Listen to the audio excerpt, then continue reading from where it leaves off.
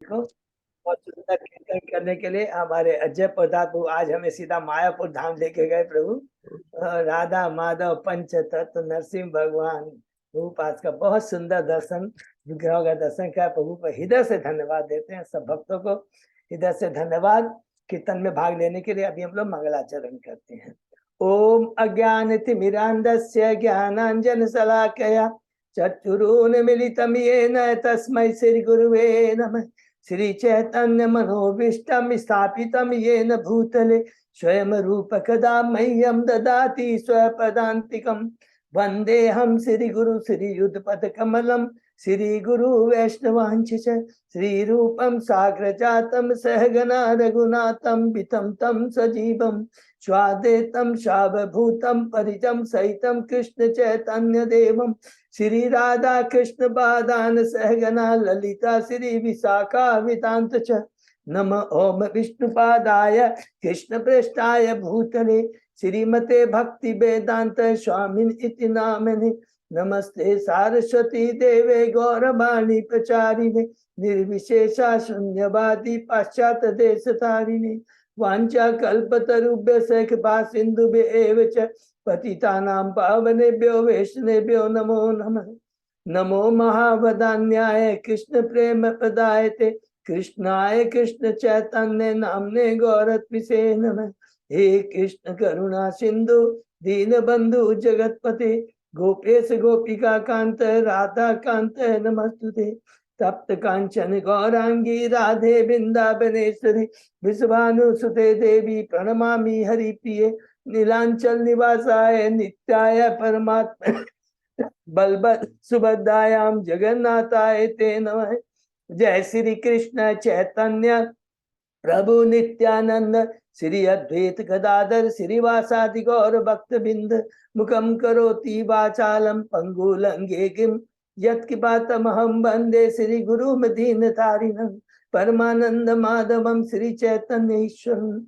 हरे कृष्ण कृष्ण कृष्ण हरे हरे हरे राम राम राम हरे।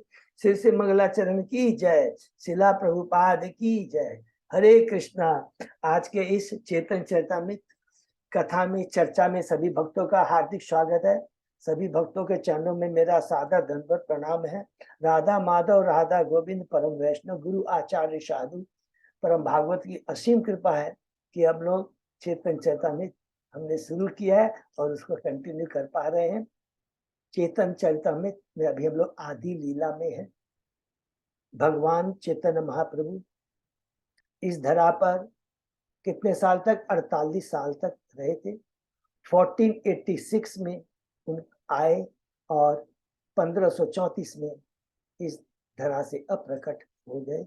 48 साल में हमने पढ़ा, 24 साल उनका हम लोगों ने पढ़ा वो गृहस्थ जीवन में थे और 24 साल वो संन्यास आश्रम में थे। उनकी जो गृहस्थ जीवन की जो हमने पढ़ा 24 साल है वो हम लोगों को आदि लीला के अंदर में हम पढ़ते हैं। और आदि लीला में सबसे बड़ी बात क्या हमने देखा, आदि लीला में कितने अध्याय हैं? 17 अध्याय हैं। मध्य लीला में 25 अध्याय हैं और अंत लीला में 20 अध्याय हैं। टोटल चेतन चेता में 62 चैप्टर्स हैं। तो आदि लीला में जो हमने पढ़ा 17 अध्याय हैं, उसमें से प्रथम जो 12 अध्याय हैं उसमें तत्व ज्ञान है और 13वें अध्याय से चैतन्य महाप्रभु की जन्म लीला के बारे में शुरू होता है। 13वें अध्याय से 13, 14, 15, 16, 17 5 अध्याय में जन्म के बारे में है, जन्म और उनकी लीलाओं के बारे में। 12 जो अध्याय हैं तत्व के बारे में। लेकिन हमें कार्तिकनाथ कृष्णदास प्रभु ने कहा था, प्रभु आप खाली 7 अध्याय में कंसेंट्रेट कीजिए और जो 7 जो अध्याय है तो 12 अध्याय का भी 2 पाठ करते हैं। उसमें जो 7 अध्याय हैं 7 अध्याय के अंदर में ही हम लोग अभी कंसेंट्रेट करेंगे, जिसके अंदर में 14 जो श्लोक मंगलाचरण के उनका वर्णन हुआ है। ठीक है ना। और 8वें अध्याय में क्या हुआ है? कृष्ण चैतन्य महाप्रभु के जन्म के कारण वर्ण का कारण है। 9वें से 12वें अध्याय में भक्ति कल्पवृक्ष है और 13वें अध्याय से में शुरू होता है चैतन्य महाप्रभु के जन्म के बारे में। तो पहले जो 7 अध्याय है जिसमें 14 श्लोकों का वर्णन हुआ है, सबको मालूम है 14 श्लोक में से 6 श्लोक चैतन्य तत्व के बारे में है, 5 श्लोक नित्यानंद तत्व के बारे में, 11 हो गए, 2 अद्वैताचार्य तत्व के बारे में है, 13 और 14वां चेतन पंच तत्व के बारे में। तो आशा करता हूँ सबको इस चीज में बहुत कंसेप्ट क्लियर हो गया होगा। ठीक है, अब हम लोग अभी कंसंट्रेट किस कर रहे हैं, 6 श्लोकों के ऊपर, चेतन तत्व के ऊपर। और ये जो 6 श्लोकों का वर्णन है चेतन तत्व का, ये प्रथम 4 अध्याय के अंदर में 1, 2, 3, 4। और अभी 4 अध्याय में से हम लोगों ने पहला अध्याय कंप्लीट किया है और दूसरे अध्याय में।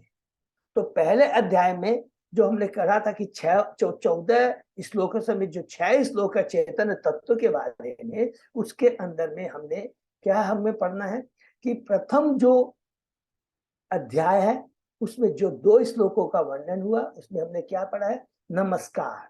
हमने नमस्कार किया, किसको नमस्कार किया, साधारण नमस्कार गुरु को, भक्त को, ईश्वर को, भगवान के अवतार को, भगवान के प्रकाश या अंश और अंतरंगा शक्तियों के बारे में हमने पढ़ा। और फिर हमने स्पेशल नमस्कार किया, वो स्पेशल नमस्कार हमने किसको किया, चैतन्य महाप्रभु को और नित्यानंद प्रभु को हम लोगों ने स्पेशल नमस्कार किया। तो ये जो 6 तत्व पहले जिसको सामान्य नमस्कार किया, उसमें हमने गुरु के बारे में पढ़ा। और गुरु के बारे में हमने क्या पढ़ा, गुरु 2 तरह के होते हैं, शिक्षा गुरु और दीक्षा गुरु। और हमने गुरु के बारे में लास्ट क्लास में चतुश्लोकी भागवतम को लेकर करके बहुत डिटेल में स्वतः ही मन में आया, और बहुत भगवान की कृपा, बहुत सूक्ष्म ज्ञान है कि अगर हमको भक्ति में आना है, सबसे पहले देखिए ब्रह्मा जी से शिक्षा लेनी है कि भगवान का ज्ञान, भगवान की भक्ति गुरु के माध्यम से ही हो सकती है। जिसको प्रथम जीव जो ब्रह्मा है, उसको भी भगवान नहीं, पहले दिव्य ज्ञान प्रदान किया, जो चतुश्लोकी भागवतम के नाम से प्रसिद्ध है, फेमस। और हमने पढ़ा कि उसके अंदर में भगवान ने ब्रह्मा जी को बताया, पूरा दिव्य ज्ञान दिया, भगवान तत्व, कृष्ण तत्व के बारे में, चेतन तत्व के बारे में पूरा हमने डिटेल में पढ़ा। आशा करता हूँ सब भक्तों को बहुत क्लियर समझ में आ गया हो। वही है, क्या है, 4 प्रश्न हैं ब्रह्मा जी के। आपके भौतिक और आध्यात्मिक शरीर के बारे में बताइए, नंबर 1। आपकी शक्तियों के बारे में बताइए, नंबर 2। नंबर 3, आपकी इन शक्तियों के माध्यम से आप क्या एक्टिविटी करते हैं, उसके बारे में बताइए, तीसरा। और चौथा वो क्या है, क्वेश्चन न होकर प्रार्थना है कि आपने मुझे जन्म दिया है और आपने मुझे कहा है तुम सृष्टि करो, विसर्ग, तो मैं सृष्टि करते समय अपने को मैं कर्ता नहीं समझ बैठूं। उसके उत्तर में भगवान उनको कहते हैं कि पीछे से चलते हैं कि भगवान कहते हैं तूने कहा कि मेरी बुद्धि इधर उधर भ्रमित न हो जाए, मैं अपने करता नहीं बैठूं, उसके लिए तुम्हें क्या करना है, मेरी भक्ति करनी। ये हो गया अभिधेय, मेरी भक्ति करनी। बहुत सुंदर, एकदम सिंपल में आई। पहला प्रश्न कहा कि मेरा भौतिक आध्यात्मिक स्वरूप के तुमने बारे में कहा, अरे ब्रह्मा, मैं तो सृष्टि के पहले भी था, सृष्टि के समय भी रहता हूं और सृष्टि के बाद भी रहता हूं, और मेरा आध्यात्मिक शरीर है। फिर कहा मेरी एनर्जी के बारे में तुम जानना चाहते हो, मेरी तो क्या है, अंतरंगा शक्ति, बहिरंगा शक्ति, तटस्था शक्ति। तू जीव मेरी तटस्था शक्ति हो और ये आध्यात्मिक जगत मेरी बहिरंगा शक्ति का प्रकट है, भक्ति जगत है मेरी भौतिक शक्ति का प्रकट है। सिंपल चीज है। और तुमने कहा मेरी एक्टिविटी के बारे में, तो मेरी एक्टिविटी सर्वस्व, मैं तो सर्व जगह हूं, अंदर भी हूं, बाहर भी हूं, कहीं भी देख लो। और ये जो दृष्टि अगर भक्त की आ जाती है, समझ लो उसने कृष्ण तत्व को समझ लिया है। और जब कृष्ण तत्व को समझ जाएगा तो स्वतः उसमें कृष्ण प्रेम आ जाएगा। वो कृष्ण प्रेम क्या है, प्रयोजन। तो हमने डिस्कस कर लिया अभिधेय और प्रयोजन। तो पहले जो 2 श्लोक है, तुमने मेरे स्वरूप के बारे में पूछा और मेरी एक्टिविटी के बारे में पूछा, ये है संबंध ज्ञान। कि तुमने पूछा मैं कौन हूं, तो मेरी तटस्था शक्ति है, मैं भौतिक जगत की बहिरंगा शक्ति से प्रकट करता हूँ और आध्यात्मिक जगत को मैं अपनी अंतरंगा शक्ति से प्रकट करता हूँ, और तू मेरा जीव है। यही मेरा संबंध है जीव से, प्रकृति से। बहुत सुंदर संबंध ज्ञान अभिधेय, ये हमने बहुत डिटेल में पढ़ा। उसके बाद में हमने पढ़ा भक्त 2 प्रकार के होते हैं भगवान के, एक पार्षद, निजी पार्षद होते हैं, और दूसरे होते हैं हम जैसे साधन भक्त होते हैं। और हम जैसे साधन भक्त जो होते हैं, ऐसे बोल सकते हैं, कुछ तो होते हैं कि माधुर्य भाव में करते हैं, कोई ऐश्वर्य भाव में भक्ति करता है। वो सिंपल, उतना डिटेल में जब हम आगे जाएंगे तब पढ़ेंगे। तो भक्त 2 प्रकार के हो गए, निजी संगी और साधन भक्त।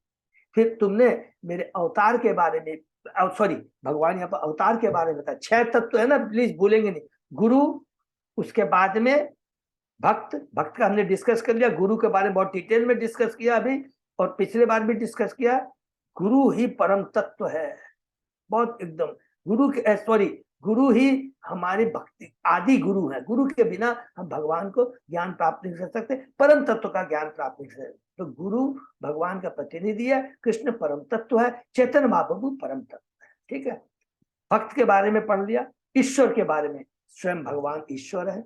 और उसके बाद में हमने अवतार के बारे में पढ़ा। इसमें भगवान के 3 अवतार, अंशावतार, गुणावतार और 27 अवतार के बारे में। फिर भगवान के प्रकाश के बारे में पढ़ा। हमने पढ़ा प्रकाश भगवान के है विलास विग्रह, वो जो उसमें 2 है हमने पढ़ा था क्या, प्रकाश और विलास। प्रकाश का मतलब जब भगवान चेतन श्री कृष्ण भगवान इस धरा पे आते हैं तो एक ही तरह के रहते हैं। जैसे हमने उदाहरण में पढ़ा था, भगवान की जो लीला हुई थी, जो कि रास लीला में किया था। दूसरा हमने द्वारका में भगवान जो 16,108 हैं, एक ही तरह के थे। और दूसरा उनका क्या है, वो विलास विग्रह। क्या है, बलराम। बहुत सिंपल है। तो बलवान स्वयं कृष्ण के विस्तार हैं, शक्ति नहीं है। ये बहुत इंपॉर्टेंट चीज को ध्यान है, ये हमने पढ़ा। उसके बाद में भगवान की 3 शक्तियों के बारे में पढ़ा, बैकुंठ की लक्ष्मियां, द्वारका की रानियां और वृंदावन की गोपियां। इस प्रकार हमने इच्छाओं के बारे में पढ़ा, इच्छाओं को नमस्कार किया। उसके बाद में स्पेशल नमस्कार किया किसको, चैतन्य महाप्रभु को और बलराम जी को, जो कि चंद्रमा और चंद्र सूर्य के समान है, एक साथ उदय होते हैं, हृदय के अंधकार को नष्ट करते हैं, विश्व को दिव्य आनंद प्रदान करते हैं, ये दोनों भाई। और इस प्रकार हमने पहला अध्याय खत्म किया, जिसमें हमने नमस्कार के बारे में स्पेशल। दूसरा अध्याय में हम लोग प्रवेश किए थे पूर्ण पुरुषोत्तम श्री चैतन्य महाप्रभु। इसके अंदर में चैतन्य 2 तत्व हो गए। पहला नमस्कार स्पेशल नमस्कार, मुख्य सामान्य नमस्कार। अब हम लोग चैतन्य तत्व के बारे में या कृष्ण तत्व के बारे में दूसरे अध्याय के अंदर में, बहुत ही इंपॉर्टेंट है। पूरा कृष्ण के बारे में पूरा डिटेल में। इसमें हमने क्या पढ़ रहे हैं हम लोग, श्री चैतन्य महाप्रभु साक्षात पुरुषोत्तम भगवान है, और ब्रह्म परमात्मा भगवान के बारे में, ब्रह्म के बारे में, परमात्मा के बारे में, भगवान के बारे में सुनेंगे। कृष्ण के बारे में से देखें कि भगवान क्या है, अलग अलग उनके अवतारों के बारे में। और उसके बाद में हम लोग पढ़ेंगे कि पूरी उनकी शक्ति, सब कुछ कृष्ण का माने है। एते चांस कला पुस्तक कृष्णस्तु भगवान, मन इस चीज को स्टैब्लिश किया गया कि ब्रह्म परमात्मा भगवान भी क्या है, वो जो परम तत्व है, परम ब्रह्म है, वो भी भगवान की क्या है, शरीर से निकलने वाली शक्ति है। परमात्मा है, उनका अंश है, जो भगवान है स्वयं, जो 6 ऐश्वर्यों से युक्त है, अपने धाम में रहते हैं, और अलग अलग, उनके बराबर कोई नहीं है, उनसे बढ़कर कोई नहीं है। जो कुछ भी है वो सच्चिदानंद, इसको स्टेब्लिश करा है कृष्णदास कविराज तो बहुत सुंदर ढंग से है। तो हम लोग इसको पढ़ते हुए कौन से श्लोक में पहुंचे थे, श्लोक नंबर 23। तो 23 के पहले हम लोगों ने इसमें 23 में क्या था भगवान। अच्छा, तो यहाँ पर ब्रह्म परमात्मा खत्म हो गया और अभी हम लोग पढ़ रहे हैं भगवान के बारे में, ठीक है ना। तो 23 श्लोक से शुरू करेंगे माता जी की 23 श्लोक हो गया था। हाँ प्रभु जी। वो कंप्लीट हो गया था कि इससे स्टार्ट करना है? हरि बोल। स्टार्ट करना है। स्टार्ट करना है, ओके। 22 तक कंप्लीट हुआ है, ओके। तो हम लोग 23 से शुरू करते हैं। बहुत सुंदर है। देखिए 4 अध्याय 6 चेतन के 6 तत्व के बारे में पढ़े हैं, पढ़ना है हमको। तो पहला हम लोगों ने नमस्कार, स्पेशल नमस्कार और विशेष नमस्कार हो गया। अब चेतन तत्व के सॉरी भगवान के तत्व के बारे में, पुरुष प्रथम भगवान के बारे में पढ़ेंगे, फिर भगवान के अवतार का कारण, एक साधारण कारण, और फिर पढ़ेंगे भगवान के अवतार का विशेष कारण। ये चारों अध्याय हैं। तीसरे अध्याय में भगवान के अवतार का सामान्य कारण और चौथे में विशेष कारण। इस प्रकार 4 अध्याय में कृष्ण तत्व चेतन तत्व कंप्लीट हो जाएगा। तो ये बहुत इम्पोर्टेंट है, सभी इंपॉर्टेंट है। दूसरा में क्या है, कहीं भी इतना डिटेल में वर्णन है। अगर हमसे कोई पूछ ले कि भगवान कृष्ण कौन है, केवल इस अध्याय को दूसरे अध्याय को पढ़ लेंगे तो उसके बाद में हमको कोई चीज की जानने की पढ़ने की दरकार। इतना स्ट्रॉन्ग रूप से स्टेब्लिश किया गया। ईश्वर परम कृष्ण सच्चिदानंद विग्रह अनादि आदि गोविंद सर्व कारण तक एते चांस कला पुंस कृष्णस्तु भगवान सर्वम इंद्रादि व्याकुलम लोकम विधयंती युगे। ये 2 श्लोक इतना स्ट्रॉन्गली स्टेब्लिश किया है इस अध्याय के अंदर। तो हम लोग 22वें तक किया है ब्रह्म परमात्मा और भगवान, ब्रह्म और परमात्मा। अब भगवान के बारे में हम लोग पढ़ रहे हैं, ठीक है। उसको कंटिन्यू करते हैं, शुरू करते हैं। ओम नमो भगवते वासुदेवाय, ओम नमो भगवते वासुदेवाय, ओम नमो भगवते वासुदेवाय। आदि लीला चैप्टर 2 शीर्षक का पूर्ण पुरुषोत्तम भगवान श्री चैतन्य महाप्रभु, श्लोक नंबर 23। परम व्योमते वैसे नारायण नाम षड ऐश्वर्य पूर्ण लक्ष्मी कांत भगवान। दिव्य जगत के सर्वे सर्वा भगवान नारायण 6 ऐश्वर्य से पूर्ण है, वे लक्ष्मीपति भगवान है। तो 3 चीज बोला है। वो परव्योम दिव्य जगत के सर्वा सर्वे है, नंबर 1। दूसरा है 6 ऐश्वर्य से युक्त होते हैं, सबको मालूम है 6 ऐश्वर्य कौन है। और तीसरा है वे लक्ष्मीपति भगवान है। सबको 6 ऐश्वर्य के बारे में भगवान सबसे ज्यादा सुंदर है, भगवान सबसे ज्यादा ज्ञानवान है, भगवान सबसे ज्यादा शक्तिमान है, भगवान सबसे ज्यादा प्रसिद्ध है, भगवान सबसे ज्यादा परम वैरागी है। और 6वां क्या है, सब आ गया क्या है, सबसे ज्यादा ज्ञानवान, धनवान, शक्तिवान, धनवान, ज्ञानवान, धनवान, शक्तिवान, प्रसिद्ध और परम तपस्वी या त्यागी, सुंदर। हाँ हरि बोल, सबसे ज्यादा सुंदर है, हरि बोल, ब्यूटीफुल, वैरागी है तो सबसे ज्यादा सुंदर है, ठीक है। 6 कभी कभी 1 2 तक कंफ्यूज है, रिपीट करते रहना चाहिए। तो ये नहीं पढ़ा। दूसरा लक्ष्मीपति भगवान है, देखो ना बैकुंठ लोक में रहते हैं भगवान, बैकुंठ नारायण है और उनकी भार्या है लक्ष्मी, सदैव उनके चरणों में रहती, उनकी सेवा करती रहती, ठीक है। दूसरा श्लोक पढ़ते, वेद भागवत उपनिषद आगम पूर्ण तत्व जार कहे ना ही जार सम।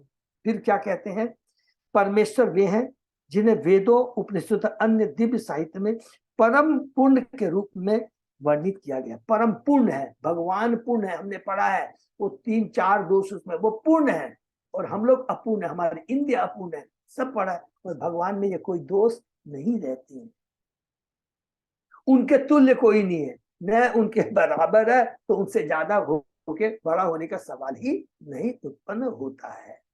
तो ये भगवान के बारे में यहाँ बताया है। तात्पर्य पढ़ते हैं, वेदों में परम सत्य के साकार स्वरूप विषक अनेक प्रामाणिक कथन मिलते हैं, उनमें से कुछ इस प्रकार है। ये देखिए कृष्णदास कविराज गोस्वामी की बहुत बड़ी कृपा है। क्या सबसे बड़ी कृपा इस बुक्स की कि कृष्णराज कविराज गोस्वामी अपनों को इतना नम्र भाव से 90 साल की उम्र में लिखते हैं। और देखिए सोच, ये नहीं है कि खाली उन्होंने चेतन चरितामृत लिखा, ये देखिए उनको सारे शास्त्रों का कितना बड़ा ज्ञान है।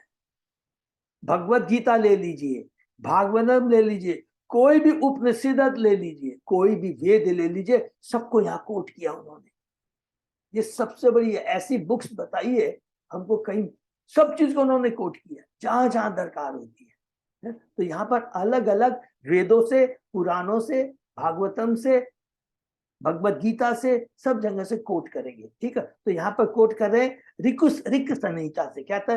तत् विष्णु परम पदम सदा पश्यन्ति सूर्य दिव्य चक्षुरात तम।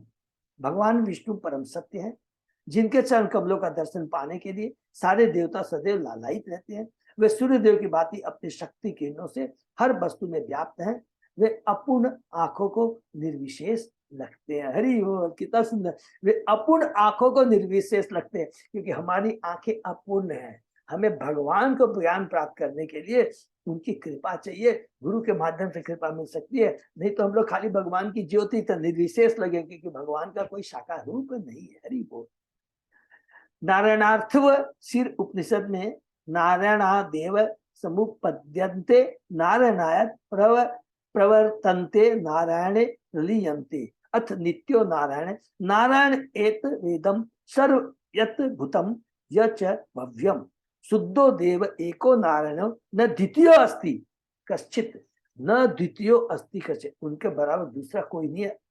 नारायण से ही हर वस्तु उत्पन्न होती है। प्लीज इसको नोट कर लेंगे तो, अंडरलाइन करेंगे तो बहुत अच्छा है। नारायण से ही हर वस्तु उत्पन्न होती है। पहला, उन्हीं के द्वारा ही हर वस्तु का पालन होता है और उन्हीं से हर वस्तु का विलय होता है। इसलिए नारायण शाश्वत रूप से विद्यमान रहते हैं। इस समय जो भी वस्तु विद्यमान है या जो भविष्य में उत्पन्न होगी, वह शुद्ध अर्चा विग्रह नारायण के अतिरिक्त कुछ भी नहीं है। नारायण के अतिरिक्त अन्य कुछ भी नहीं है। हरि बोल। तो ये हो गया, हमने पहला था कि भगवान क्या कहते हैं। दूसरा क्या, उत्तर में क्या हमने पढ़ा पिछले क्लास में, क्या कहते हैं। दूसरा जब क्वेश्चन था कि मेरी एनर्जी के बारे में बताओ, तो भगवान ने क्या उत्तर दिया था कि मेरे बिना कोई चीज का अस्तित्व नहीं है। अगर किसी को लगता है कि मेरे बिना कोई चीज का अस्तित्व है, तो वह ब्रह्म में है, वो माया में है। सेम चीज यहाँ पर स्थापित किया गया है। ठीक है ना। भगवान की एनर्जी के माध्यम से ही सब कुछ दिखाई देता है। बिना भगवान की एनर्जी के कुछ भी, किसी चीज का अस्तित्व नहीं है। भौतिक जगत, आध्यात्मिक जगत, कुछ भी। हम जीव भी स्वयं भगवान की कौन सी है? पराशक्ति है, भगवान के अंश है। ममे वांसे जीव लोके जीव भूत सनातन। तो ये पहला बहुत सुंदर कहता है। फिर बोलते हैं नारायण उपनिषद में से यतः प्रसूता जगत प्रसूति। नारायण ही वे स्रोत है जिससे समस्त ब्रह्मांड उद्भूत हुआ है। शीर्ष पंचरात्र से परमात्मा हरि देव है, हरि परमेश्वर है। श्रीमद् भागवत से हरि बोल, बहुत सुंदर है। जिसमें उद्धव गीता में है, उद्धव गीता में भगवान उद्धव जी को जो सुनाते हैं, बहुत ही जबरदस्त है। हम लोग ने पढ़ा था ना कैंटो 3 में। उद्धव जी कहते हैं कि मेरे को जो कृष्ण ने ज्ञान प्रदान किया था, वो ब्रह्मा जी तक को नहीं दिया था। विदुर जी बड़े आतुर हो जाते हैं, अरे मेरे को ज्ञान प्रदान करो, वो वाला ज्ञान। बोलते मैं नहीं दे सकता, तो मैत्र मुनि के पास में जाओ। और वहां से शुरू, अभी तक हम लोग कैंटो 3 से पूरा कैंटो 4, 5 तक पूरा चले जाएंगे। मैत्र मुनि और विदुर का संवाद। ठीक है ना। तो वही चीज यहाँ पर है कि 11वें अध्याय में 11वें कैंटो के 30वें अध्याय में 34-35 श्लोक से नारायण अभिधानस्य ब्रह्म परमात्मनः निष्ठाम अर्हत नो वक्तुम यूयम ही ब्रह्म वित्तमा। हे ब्राह्मण श्रेष्ठ, कृपा हमें नारायण के पद के विषय में बताइए, जो ब्रह्म तथा परमात्मा के नाम से विख्यात है। श्री पिंपलायन ने कहा, इसे उद्भव प्रलय हेतु इस तरह पढ़ेंगे, सॉरी। स्थित उद्भव प्रलय हेतु अहेतु अस्य यत स्वप्न जागर सुसुप्तिषु सत बहिर्श्च देहेन्द्रियासु हृदयानि चरन्ति येन संजीवितानि तत अवेयि परम नरेन्द्र। हे राजन, उन्हें जानो जिनका कोई कारण नहीं है, फिर भी वे सृष्टि, पालन एवं प्रलय के कारण, वे चेतना की 3 अवस्थाओं में यथा जागृति, स्वप्न, प्रकार, निद्रा तथा इनसे परे भी विद्यमान है। वे शरीर, इंद्रियों, प्राण तथा हृदय को जीवन शक्ति प्रदान करने वाले, जिससे वे गति करते हैं, उन्हें परम पुरुष के रूप में जानो। वो 9 योगेंद्र है। तो शुरू में हम लोग पढ़ेंगे ना कैंटो 11 में, जो ऋषभ भगवान के जो 9 है ना, 9 योगेंद्र बने थे 100 पुत्रों में, है 9 योगेंद्र थे, वही बता रहे हैं। उसमें से एक है पिपलायन, 9 योगेंद्र में एक है, वो बता रहे हैं राजा को। बहुत सुंदर है। जब हम पढ़े पूरा कैंटो 10 पढ़ने के बाद में पूरा दिमाग कंसंट्रेट करना पड़ेगा को कैंटो 11 करते हुए, बहुत ही पावरफुल है। तो 9 योगेंद्र जो शिक्षा देते हैं, और भगवान जो उद्धव गीता उद्धव जी को बोलते हैं, बहुत ही पावर, 2 पार्ट में है। भक्ति योगे भक्त पाए जाहर दर्शन, सूर्य जैन स विग्रह देखे देवगण। भक्तगण अपनी सेवा के माध्यम से भगवान को उसी तरह देखते हैं जिस प्रकार स्वर्ग के निवासी सूर्य देव को देखते हैं। हरि बोल। पूर्ण पुरुषोत्तम भगवान का एक शाश्वत रूप है जिसे भौतिक आंखों से या मानसिक कल्पना से नहीं देखा जा सकता। केवल दिव्य भक्ति द्वारा भगवान के इस दिव्य रूप को समझा जा सकता है। न हम प्रकाश से सर्वस्व योग माया समावृता, ये हम लोग को सबको मालूम है। बहुत सुंदर श्लोक है गीता के 7वें अध्याय का शायद 25वां श्लोक है, बहुत सुंदर 25 है सभी। केवल दिव्य भक्ति द्वारा भगवान के इस दिव्य रूप को समझा जा सकता है, जहाँ पर उनकी तुलना सूर्यदेव के व्यक्तित्व के दर्शन करने की योग्यताओं से की। सूर्यदेव एक व्यक्ति है जो यद्यपि हमारी आंखों को नहीं दिखती, क्योंकि हम भौतिक जगत में रहते हैं, हमारी वो आंखों उनको नहीं देख सकती है। क्यों नहीं देख सकते, यहाँ पर आगे बढ़ते हैं। किंतु उन्हें देवतागण उच्चतर लोकों से देख सकते हैं, क्योंकि उनकी आंखें सूर्यदेव को चारों ओर से घेरने वाले तीव्र प्रकाश के पार देखने के लिए सक्षम है। अरे वो क्या बढ़िया बात करते हैं। अर्थात पूरे 14 भुवन के अंदर में जीव व्याप्त है।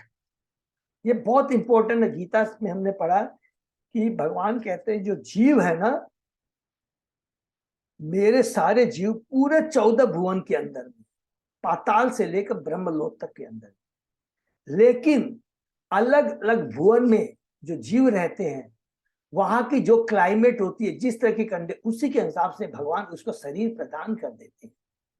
हम अपने भौतिक जगत में अपनी आंखों से सूर्य को नहीं देख सकते, लेकिन यहाँ क्या लिखा है कि सूर्य लोक में जो रहते हैं, बताइए, वो जो देवताओं के बारे में बताते हैं कि उनकी आंखें इतनी तीव्र होती है कि वे सूर्य लोक में सूर्य देवता तक को देख सकते हैं। कितनी बड़ी बात है। तो इसलिए देवताओं को भी कभी साधारण जीव नहीं समझना चाहिए। कभी हम बोलते हैं ना, अल्प अतुपलम तेसाम तद्भवति अल्प तेजसाम। अरे भगवत गीता में लिखा है कि जो अल्प बुद्धि वाले होते हैं वो देवताओं की पूजा करते हैं। इसका मतलब ये नहीं है कि देवता निकृष्ट हो गए। देवता भगवान के परम स्पेशल जीव है, जिनको भगवान स्पेशल शक्ति प्रदान कर करके इस भौतिक जगत का संचालन करने में, पालन करने में मदद करते हैं। वो पालन नहीं करते, पालन करने में मदद करते हैं। एक एक चीज को पूरा ध्यान से रखेंगे, तो उनको भी कभी भी ऐसा नहीं समझना निष्कृष्ट भाव के, उनका सम्मान करना चाहिए, क्योंकि भगवान उनको स्पेशल पावर देकर के इस भौतिक जगत में रखे हैं। क्योंकि उनकी आंखें सूर्यदेव को चारों से घेरने वाले तीव्र प्रकाश से पार देखने के लिए सक्षम। प्रत्येक ग्रह का अपना वायुमंडल होता है जो भौतिक प्रकृति की व्यवस्था पर निर्भर करता है। अतएव किसी विशेष ग्रह तक पहुंचने के लिए विशेष शारीरिक बनावट होनी आवश्यक है। पृथ्वी का निवासी चंद्रमा तक पहुंचने में सक्षम हो सकते हैं, किंतु स्वर्ग के निवासी सूर्य जैसे अग्निमय मंडल में भी पहुंच सकते हैं। पृथ्वी के मनुष्य के लिए जो असंभव है, वो स्वर्ग के देवताओं के लिए सुगम है, क्योंकि उनके शरीर उसी प्रकार भिन्न प्रकार के होते हैं। इसी प्रकार परम भगवान का दर्शन करने के लिए मनुष्य के पास भक्ति की आध्यात्मिक आंखें होनी चाहिए, जो परम सत्य के विषय में वैज्ञानिक विचारधारा दिव्य ध्वनि की सहायता लिए बिना कल्पना करने की आदि है। उनके लिए भगवान दुर्लभ है। आरोह पद्धति से परम सत्य के निश्चय परमात्मा साक्षात्कार किया जा सकता है, किंतु परम दिव्य पुरुष का नहीं। हरि बोल। आरोह और अवरोह है, जो ऊपर से आती है और नीचे से। आरोह माने चढ़ना और अवरोह माने ऊपर से आना। तो हमें क्या, गुरु से, भगवान ब्रह्मा, नारद, व्यासदेव, सुखदेव गोस्वामी, सुत गोस्वामी, इस परंपरा से जो ज्ञान प्राप्त करता है वो तब उसको भगवान दिव्य चक्षु देते हैं, उससे वो भगवान को देख सकता है। हरि बोल। ज्ञान योग मार्गे तारे भजे ऐशब, ब्रह्म आत्म रूपे तारे करे अनुभव। जो लोग ज्ञान तथा योग के मार्गों पर चलते हैं वे भगवान की ही पूजा करते हैं, क्योंकि वे निर्वेश ब्रह्म तथा अंतरामी परमात्मा के रूप में उन्हीं का अनुभव करते हैं। अर्थात यहाँ पर हमने पढ़ा भी, जो ब्रह्म के बारे में पढ़ा, परमात्मा के बारे में पढ़ा, वो सारा भगवान के अंदर निहित है। भगवान को जान लेने से सत्य, चित्त और आनंद तीनों का ज्ञान हो जाता है। केवल निर्वेश ब्रह्म को जानने का मतलब है सत्य का ज्ञान होना, परमात्मा को जानने का मतलब हुआ सत्य और चित्त का ज्ञान होना, और भगवान को जानने का मतलब हो गया सत्य, चित्त और आनंद तीनों का हमें ज्ञान प्रदान हो जाता है। जो लोग परम सत्य की खोज करने के लिए मानसिक तर्क वितर्क माने ज्ञानी लोग ज्ञान मार्ग में आसक्त है, या योग में स्थित होकर माने जो ध्यानी लोग ध्यान करते हैं, यम नियम आसन प्राणायाम प्रत्याहार धारणा ध्यान समाधि है, सबको याद है ना, प्लीज है याद रखिए। वे क्रमशः भगवान के निर्वेशते तथा उनके परमात्मा के पास पहुंचते हैं। ऐसे व्यक्ति भगवान के शास्त्र रूप का अनुभव नहीं कर सकते। अर्थात योगी और ज्ञानी भगवान के साकार रूप का दर्शन नहीं कर सकते हैं। बहुत सिंपल है, केवल भक्ति के द्वारा हम भगवान का साक्षात्कार कर सकते हैं। बहुत सिंपल चीज है, उसके अलावा कोई दूसरा उपाय नहीं है। इवन देवताओं को साक्षात्कार करना भगवान का साकार रूप का, तो हमें भगवान की भक्ति करनी पड़ेगी। Very simple. ब्रह्मा जी तक को उपासना भेदे जानी ईश्वर महिमा, अतएव सूर्य तार दिए उपमा। इसलिए पूजा के विविध प्रकारों से भगवान की महिमा को उसी प्रकार समझा जा सकता है जिस प्रकार सूर्य की उपमा से पता लगता है। सूर्य की रोशनी, सूर्य विग्रह, सूर्य ग्रह और सूर्य देवता, ब्रह्म परमात्मा और भगवान का ज्ञान। से ही नारायण कृष्ण स्वरूप अभेद, एक ही विग्रह किंतु आकार विभेद। नारायण तथा श्री कृष्ण एक ही ईश्वर है, किंतु एक होकर भी उनके शारीरिक लक्षण भिन्न है। सबको मालूम है नारायण वैकुंठ लोक में रहते हैं, 4 भुजाधारी होते हैं। कृष्ण है गोलोक धाम में रहते हैं, 2 हाथ होते हैं, बंसी हाथ में धारण किए रहते हैं। इहो तो द्विभुज तियो धरे 4 हाथ, इहो वेणु धरे तियो चक्रादि साथ। इन ईश्वर श्री कृष्ण के 2 हाथ है और वे मुरली धारण करते हैं, जबकि दूसरे नारायण के 4 हाथ है जिनसे वे शंख, चक्र, गदा तथा पद्म धारण करते हैं। चक्र और गदा किसके लिए है? असुर के लिए है, और शंख और पद्म भक्तों के लिए है। ये सब याद रखेंगे। नारायण श्री कृष्ण से अभिन्न है, वस्तुतः वे एक ही व्यक्ति है जो भिन्न भिन्न रूपों में प्रकट होते हैं। जिस प्रकार उच्च न्यायालय का न्यायाधीश अपने कार्यालय तथा घर में भिन्न भिन्न रूप में रहता है, नारायण रूप में ईश्वर 4 भुजाओं में युक्त होते हैं, जबकि कृष्ण रूप में वे 2 हाथों से युक्त होते हैं। तो अभी पूरा भगवान के बारे में पढ़ रहे हैं। नारायण कौन है, पुरुषा अवतार कौन है, सबका अपने आप वर्णन आ जाएगा। ब्रह्म कौन है, परमात्मा कौन है, सबका इसी के इंक्लूड कर देगा। ब्रह्म के बारे में अभी पढ़ा ना, वो कृष्ण के अंदर ही नहीं था। परमात्मा के बारे में पढ़ा ना, वो भी कृष्ण के नहीं था। अभी नारायण के बारे में पढ़ा ना, वो भी कृष्ण से है। पुरुषावतार के बारे में पढ़ा, वो भी कृष्ण से करते हैं। कितना सुंदर है, देखिएगा पूरा तत्व ज्ञान हो जाएगा, कहीं भी कंफ्यूजन नहीं जाएगा।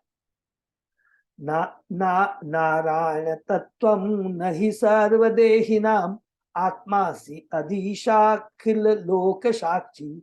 नारायणो अंग नरभू जलायनाथ, तत्च अपि सत्यम न तवेव माया। हे प्रभुओं के प्रभु, आप सारी सृष्टि के सृष्टा है, आप निसंदेह हर एक के प्रियतम प्राण है।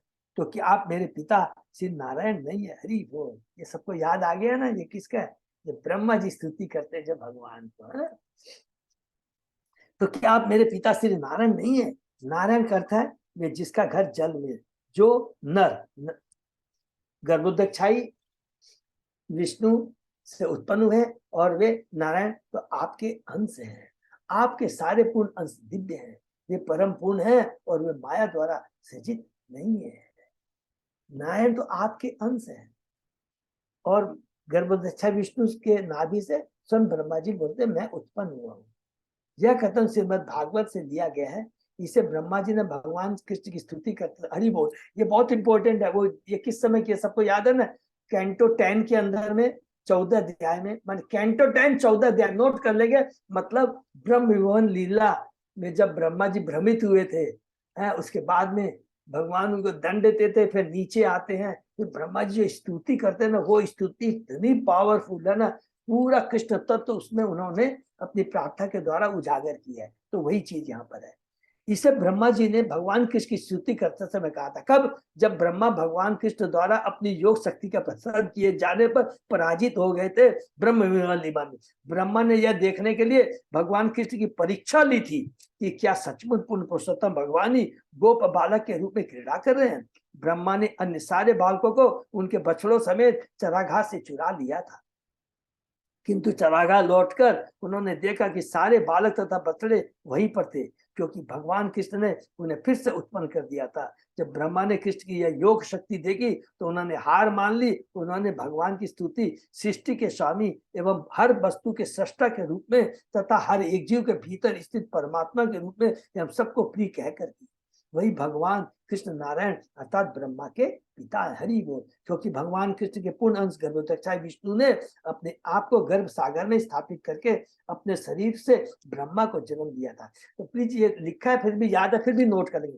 क्योंकि भगवान कृष्ण के पूर्ण अंश गर्भोदक्षाय विष्णु अर्थात ये पुरुषावतार है ना, कालोदक्षाय विष्णु गर्भोदक्षाय, ये भी भगवान के पूर्ण अंश है। तो हम जब हम लोग अंश के बारे में पढ़ेंगे ना, तो ये पूरा डिटेल में आएगा। है?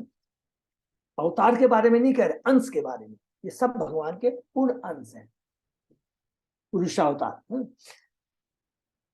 ब्रह्मा को जन्म दिया था। कारण सागर में महाविष्णु तथा जन जन के हृदय में परमात्मा रूप में क्षीरधारी विष्णु भी परम सत्य के दिव्य विस्तार है।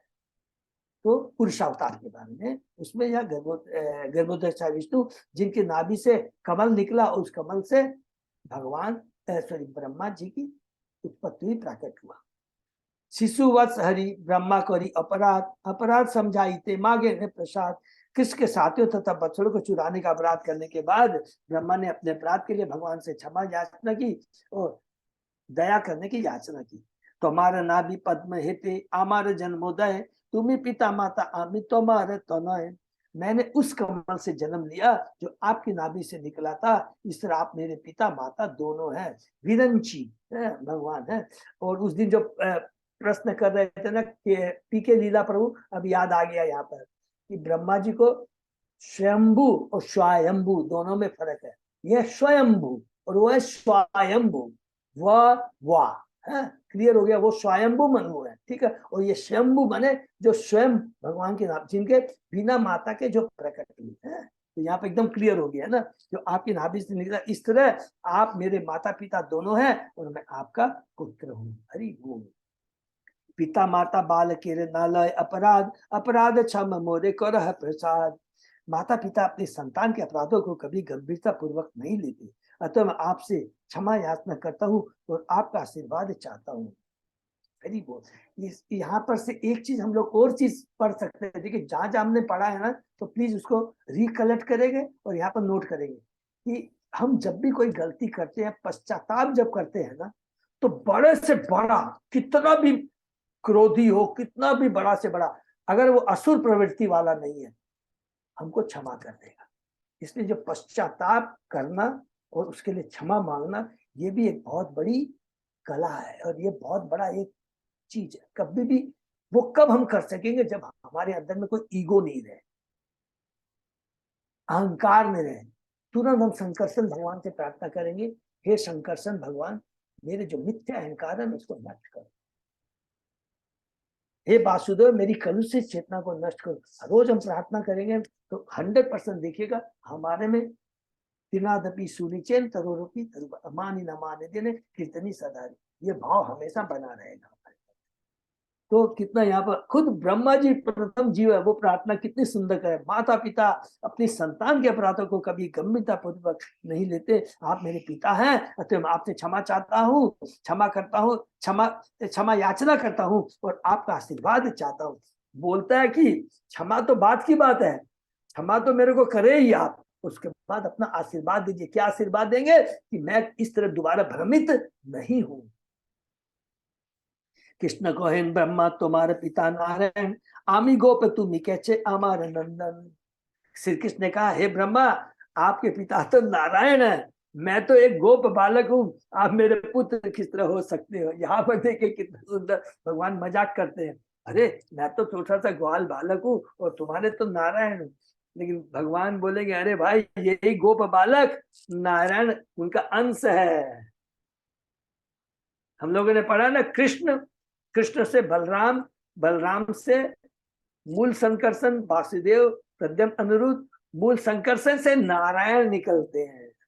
फिर उस नारायण से महाशंकर्षण निकलते हैं, उस महाशंकर्षण से कारण रक्षाई विष्णु, महाविष्णु निकलते हैं। इस चीज को हमेशा याद करते रहेंगे तो कृष्ण की पोजीशन समझ में आ जाएगी हमको। खाली एक ही चीज याद, ईश्वर परम कृष्ण सच्चिदानंद विग्रह अनादि आदि गोविंद सर्व कारण कारणम। जो कुछ भी है भौतिक जगत आध्यात्मिक जगत में, अहम सर्वस्व प्रभु मत इति सर्वस्व। ये चीज याद रखेंगे तो बड़ी कृष्ण में हमारी प्रीति श्रद्धा बढ़ जाएगी। ब्रह्म बोले तुम्ही की ना हो नारायण, तुम्ही नारायण सुनता हर कारण। ब्रह्मा ने उत्तर दिया कि आप नारायण नहीं है, आप अवश्य नारायण। कृपा सुने, मैं इसके प्रमाण देता हूं। देखिए कितनी बड़ी बात, मैं प्रमाण देता हूं। जबकि ज्ञान किससे प्रदान किया है? ब्रह्मा जी ने भगवान से ज्ञान प्रदान किया, अब उसी चीज को स्टैब्लिश कर रहे हैं। हरि बोल। प्राकृत अप्रकृत दृष्टि जो तो जीव रूप, ताहर जे आत्मा तुम्ही मूल स्वरूप। भौतिक तथा आध्यात्मिक जुग के सारे जीव आखिर आपसे उत्पन्न होते हैं, क्योंकि आप उन सबके परमात्मा हैं। भौतिक तथा आध्यात्मिक जगत के सारे जीव आखिर आपसे उत्पन्न होते हैं, क्योंकि आप उनके परमात्मा है। संबंध ज्ञान, जहां भी चीज आएगा तुरंत जोड़ देंगे, संबंध ज्ञान के बारे में यहाँ पर हो रहा है। यह वैश्विक प्राकृतिक भौतिक प्रकृति के 3 गुणों की प्रतिक्रिया से उत्पन्न हुआ है। दिव्य जगत में ऐसे भौतिक गुण नहीं होते, फिर भी यह आध्यात्मिक विविधताओं से परिपूर्ण होता है। उस आध्यात्मिक जगत में असंख्य जीव भी है जो नित्य मुक्त जीव है। हमने पढ़ा था जीव 2 तरह के हैं, नित्य मुक्त, नित्य बद्ध। अच्छा यहाँ अभी यहाँ नहीं पढ़ा, पढ़ेंगे। जो नित्य मुक्त जीव है और भगवान कृष्ण की दिव्य प्रेम सेवा में लगे हुए हैं, और जब भी भगवान लीला करते हैं तो वो भगवान के संग में पार्षदों के रूप में आते हैं। भौतिक जगत के भीतर रहने वाले बद्ध जीव भौतिक प्रकृति के 3 तापों एवं कष्टों से पीड़ित होते रहते हैं, जो कि हम लोग हैं। वे नाना योनियों में विद्यमान रहते हैं, क्योंकि वे परमेश्वर के दिव्य प्रेम भक्ति सदैव विमुख हैं। तो ये नित्य बद्ध वो है जो भगवान से विमुख है, और ये 14 भुवन के अंदर में नाना योनियों के रूप में रहते हैं। नाना योनि में 84 लाख योनियों के रूप में रहते हैं। संकर्षण समस्त जीवों के मूल उद्गम है, क्योंकि सारे जीव उनकी तत्वता शक्ति के विस्तार है। इनमें से कुछ भौतिक प्रकृति द्वारा बद्ध है, जबकि अन्य आध्यात्मिक प्रकृति के संरक्षण है। भौतिक प्रकृति आध्यात्मिक प्रकृति के बद्ध रूप का प्राकट्य है। भौतिक प्रकृति आध्यात्मिक प्रकृति के बद्ध रूप का प्राकट्य है, अर्थात ये जो है भगवान की बहिरंगा शक्ति का प्राकट्य है। ये भौतिक जगत जिस प्रकार धुआं अग्नि की बद्ध अवस्था है, धुआं अग्नि पर निर्भर करता है, किंतु प्रज्वलित अग्नि में धुआं के लिए कोई स्थान नहीं रहता। धुआं बाधक है, जबकि अग्नि सेवा करती है। दिव्य जगत के निवासियों का सेवा भाव केंद्रीय भोक्ता भगवान के साथ 5 प्रकार के संबंध में प्रकट होता है। सबको मालूम है, शांत, दास्य, साक्ष्य, माधुर्य, वात्सल्य। भौतिक जगत में हर व्यक्ति संसारी सुख तथा दुख का आत्म केंद्रित भोक्ता होता है। वह अपने आप को सर्वस्व मानकर माया का भोग करना चाहता है, किंतु वह सफल नहीं हो पाता, क्योंकि वह स्वतंत्र नहीं होता, क्योंकि उसको केवल अल्प स्वतंत्रता प्राप्त होती है। वह भगवान शंकर की शक्ति का सूक्ष्म कण मात्र होता है। सारे जीव भगवान के वश में है, इसलिए वे नारायण कहलाते हैं। ममेवान से जीव लोग के जीव, हम भगवान के सूक्ष्म अंश है। सारे जीव भगवान के वश में, इसलिए वे नारायण कहलाते हैं। तो यहाँ पर फिर कृष्ण तत्व के बारे में बहुत तात्पर्य में प्रभुपाद जी बहुत सुंदर ढंग से बता दिया, जो हम लोग ने आदि पढ़ा है। पृथ्वी जैसे घटकुलेर कारण आश्रय, जीवन निदान तुम्ही सर्वाश्रय। हरि बोल। जिस प्रकार पृथ्वी मिट्टी से बना समस्त पात्रों घड़ों का मूल कारण एवं आश्रय है, उसी प्रकार आप समस्त जीवों के परम कारण एवं आश्रय है। जिस प्रकार यह विस्तृत प्रवृत्ति समस्त मिट्टी के पात्रों की सामग्री की स्रोत है, उसी पर परमात्मा समस्त जीवों की सारी सामग्रियों के मूल स्रोत है। समस्त कारणों के कारण पूर्ण पुरुषोत्तम भगवान ही सारे जीव के कारण है। इसकी पुष्टि भगवत गीता में की गई है, जहाँ भगवान कहते हैं बीज माम सर्व भूतानां, मैं सारे बीजों सारे जीवों का बीज हूँ। और उस उपनिषदों में कहा गया नित्यो नित्यानाम चेत अचेतता नाम, भगवान सारे शाश्वत जीवों में परम अग्रणी है।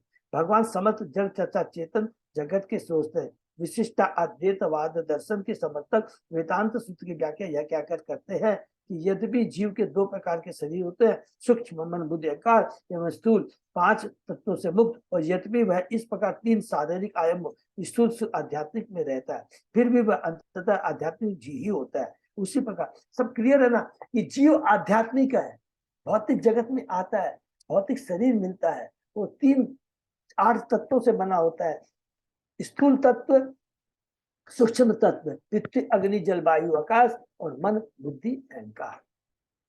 फिर भी वह अंततः आध्यात्मिक जीव होता है। इसको अंडरलाइन कर सकते हैं, जीव आध्यात्मिक है, बद्ध बन जाता है केवल भौतिक जब आता है, उसको भौतिक शरीर मिलता है। प्लीज ये हमको याद रखना, ये हुआ जीव तत्व है।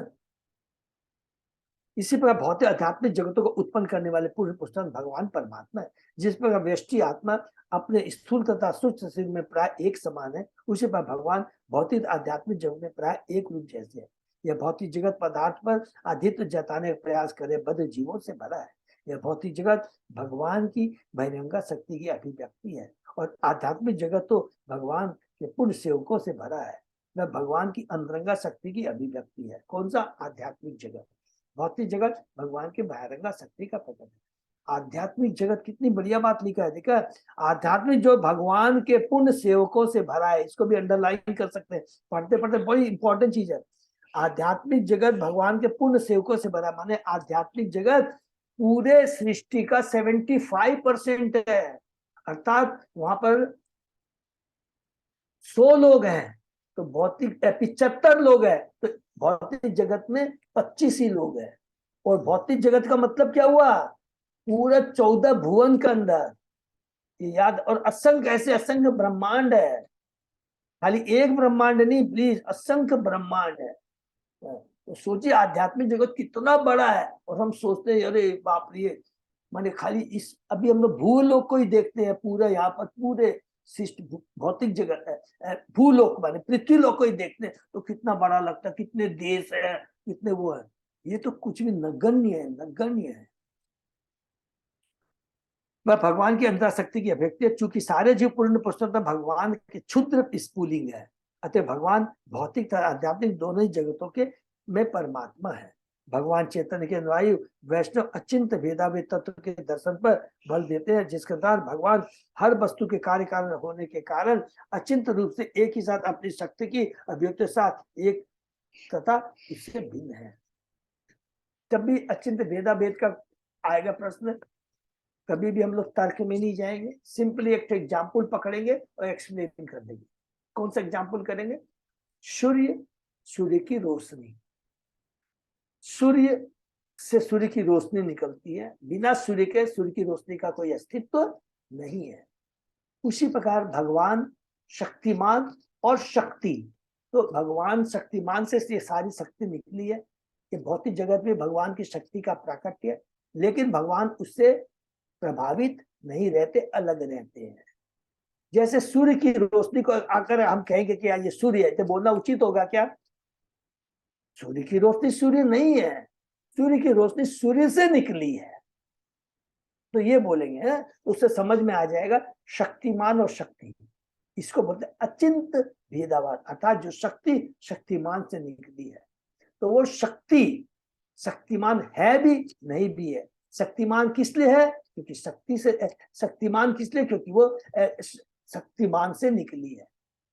बिना शक्तिमान के शक्ति का कोई अस्तित्व नहीं है। इसी को अचिंत भेदा भेद बोलते हैं। बस नार शब्द कहे सर्व जीवे निश्चय, अयन शब्द कहे तार आश्रय।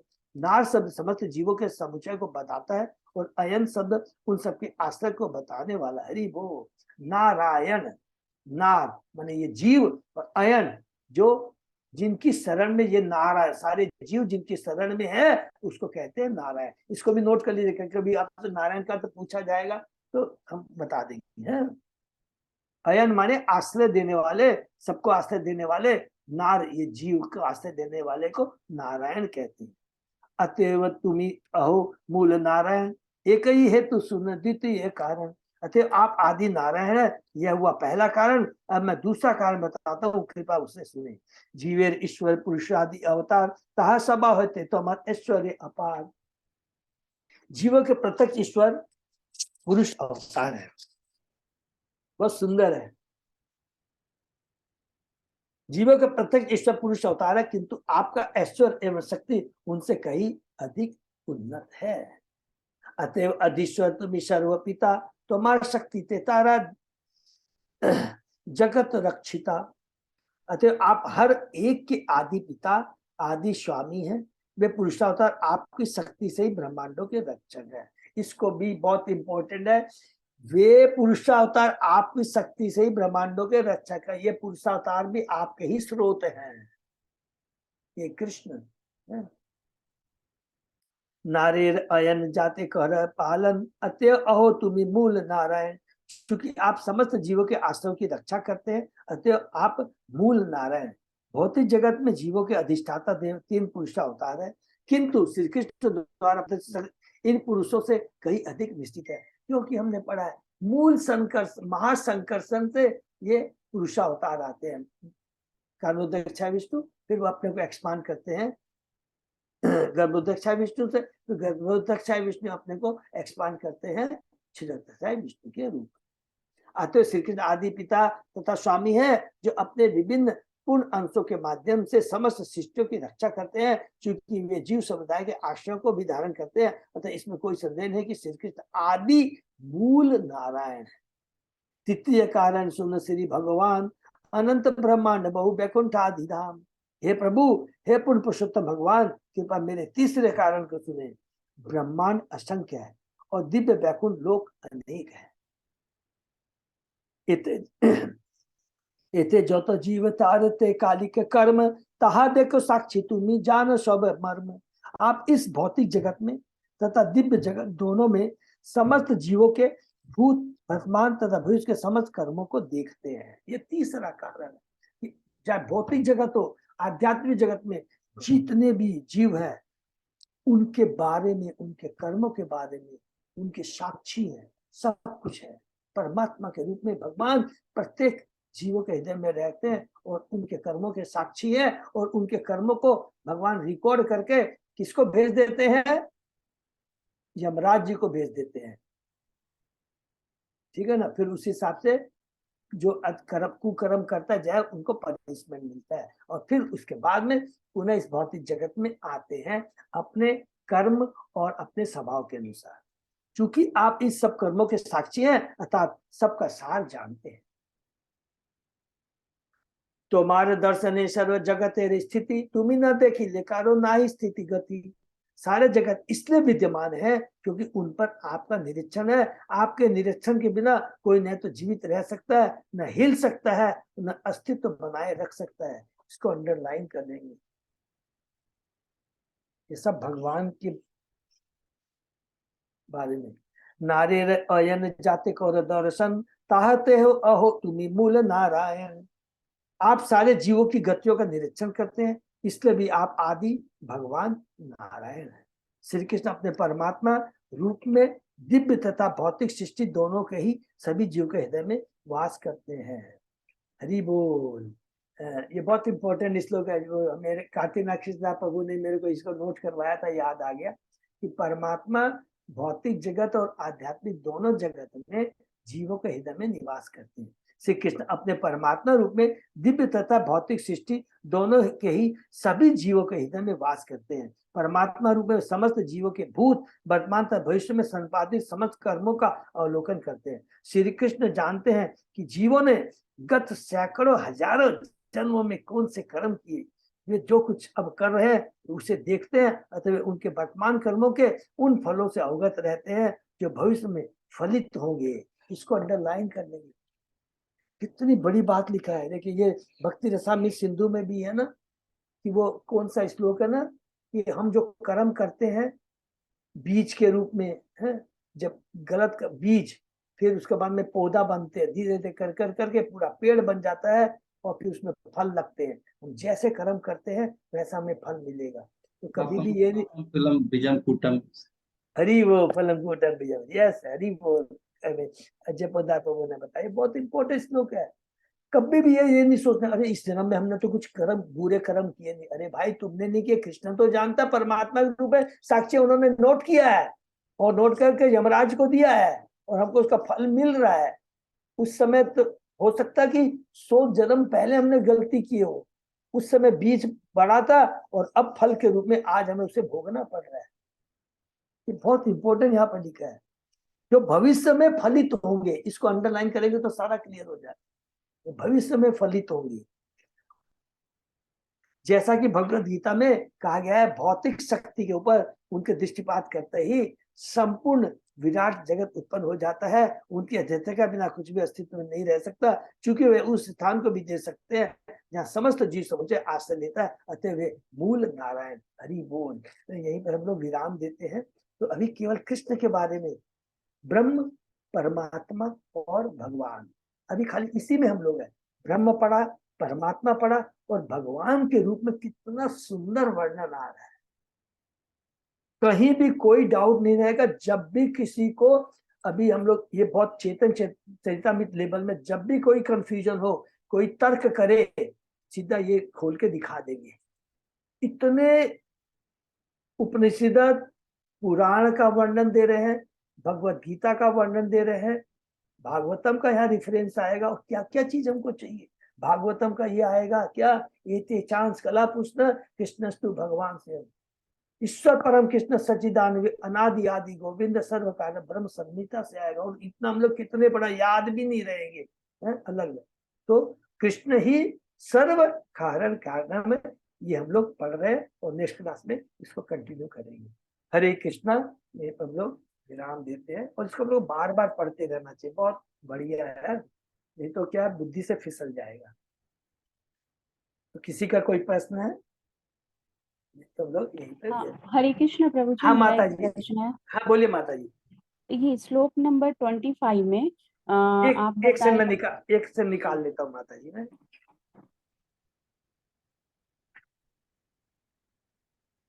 श्लोक नंबर 23, 24 एंड 25 में। हाँ जी बोलिए। प्रभु जी। तात्पर्य के लास्ट लाइन में जैसे लिखा है आरोह पद्धति, और दूसरा आपने क्या बताया अवरोह, था? अवरोह, अवरोह अवरोह। माने जो ऊपर से नीचे आता है। आरोह नहीं पढ़ते क्या, तेनसिंग तानसिंग, जो हिमालय पर्वत, हमारी आरोह, आरोह पद्धति माने जो नीचे से ऊपर जाती है। आरोह पद्धति नीचे से ऊपर जाती है, अवरोह ऊपर से नीचे आती नीचे है। आती है, यस। अच्छा जी प्रभु जी। ये बहुत इंपॉर्टेंट है। और हमेशा क्या है, आरोह का मतलब क्या हुआ, आदमी अपनी बुद्धि लगाता है, ये इसने एक ये कहा, उसने ये कहा, अच्छा ये कहा। लेकिन अवरोह मीन्स कृष्ण, कृष्ण ने दिया ब्रह्मा को, ब्रह्मा ने दिया नारद को, नारद जी ने दिया व्यास देव को, व्यास देव जी ने दिया सुखदेव गोस्वामी को, सुखदेव गोस्वामी ने सुत गोस्वामी ने दिया नेमिषारण्य के ऋषियों को। वो सुंदर है जी, बहुत हरे कृष्ण प्रभु। हाँ प्रभु। आरोह पद्धति वो ज्ञानी लोग फॉलो करता है। यस, हरि बोल। 11 पद्धति ज्ञानी लोग करता है। वो क्या करते हैं, चिंतन करते हैं, दार्शनिक चिंतन करते हैं। नहीं हमारे साथ से तो होगा, हम साथ से होगा, अपनी बुद्धि लगाते हैं और थक जाते हैं। थकने के बाद में, क्योंकि वो जब शरीर छोड़ देते हैं, सीधा ब्रह्म ज्योति में जाके विलीन हो जाते हैं। और उनका जीवन यदि डीपली पढ़ेंगे हम, बड़ा कष्टदायक होता है। और कृष्ण भक्ति कितनी आनंदमय है। अभी हम लोग भक्ति करें, कोई भी बोल सकता है। कभी भी भगवान ने ये कहा है, अरे मेरा श्लोक को याद करो, तुम ये करो। भगवान तो बताते जितनी बुद्धि में आता है। भगवान केवल एक ही चीज बोलते हैं, मेरे को सरेंडर करो। मेरे को सरेंडर करने का मतलब होता है मुझे याद रखो, बस। एक बच्चा कोई बहुत बड़ा ज्ञानी नहीं होता। एक छोटा बच्चा सोचिए, कभी ज्ञानी नहीं होता है। छोटा बच्चा अपनी माँ को इतना समर्पित रहता है, अगर माँ कितना भी इंपॉर्टेंट काम करे, छोटा बच्चा एक बार रोता, माँ सब कुछ छोड़ करके आ जाती है। लेकिन जब हम वही बड़े हो जाते हैं, माँ करते, तो माँ क्या बोलती है? एक थप्पड़ मारूंगी। क्यों बोलती है? उस समय हम अपने को बड़ा ज्ञानी समझते हैं। अब कितना सूक्ष्म तत्व ज्ञान है ये भगवान की भक्ति। केवल सरेंडर करना मीन्स कृष्ण आपने जो कह दिया सब कुछ सही है, नंबर 1। मुझसे जो गलती हुई उसे मुझे क्षमा कीजिए, नंबर 1। नंबर 2, केवल इतना ही नहीं बोलना चाहिए, कृष्ण मुझसे जो गलती क्षमा की है, इतना नहीं बोलना है। तीसरा क्या बोलना है? आगे मुझसे ये गलती ना हो, ऐसी बुद्धि, ऐसी शक्ति, ऐसी ज्ञान कृपा करिए कि आगे मैं अपने अवकाश में रहूं और मैं उसे भूलूं नहीं। यह है पूर्ण समर्पण। क्या है? सुखदेव गोस्वामी, परीक्षित महाराज, विदुर जी सब क्या बोलते हैं? मुझे ये ज्ञान दीजिए, बताइए। फिर दूसरा प्रश्न क्या कहते हैं? और कुछ भी जो मैंने मैं तो मूर्ख हूं, कुछ ज्ञान नहीं है, और भी अगर कुछ जानने योग्य है वो भी मुझे बताइए। देवहूति माता भी ऐसा कहती है कपिल भगवान को कि अपने प्रश्न करते हैं, लेकिन लास्ट में एक वर्ड बहुत बोलती है कि हो सकता है मैं इतनी ज्ञानी नहीं हूं, वो भी बताइए जो मैंने आपसे नहीं पूछा है।